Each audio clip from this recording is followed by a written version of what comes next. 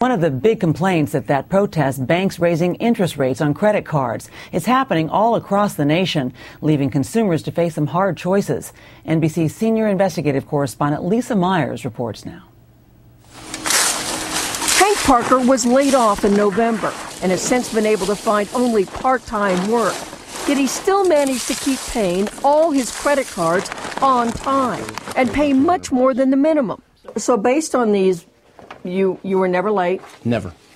So he was stunned to receive this notice from Citibank a couple of weeks ago, doubling the interest rate on the $3,500 he owes. These banks are doing this with impunity.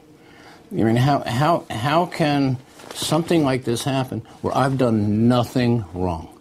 It's the second time this year that Citi has raised his rate from 8% in January to 16% and now to 30%. Okay, I'm the guy that is responsible. And then for a bank to kick me in the teeth like this. Earlier this year, Congress and the Federal Reserve moved to crack down on what they call unfair and deceptive credit card practices. But they gave the banks until next February to comply. And a new study finds the banks have taken full advantage of the delay. The banks have been using this window of time to increase rates more significantly than we've seen in recent memory.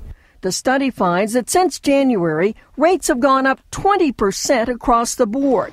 The banks say these increases are justified because their costs have gone up. And Citi points out that Hank Parker always has the option of closing his account.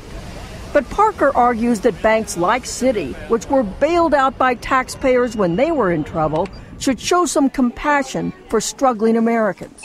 They don't care. It's an opportunity for the banks to gouge the public. Now Congress is talking about accelerating reforms or freezing interest rates. The study finds that every month of delay costs Parker and other consumers hundreds of millions of dollars. Lisa Myers, NBC News, Silver Spring, Maryland.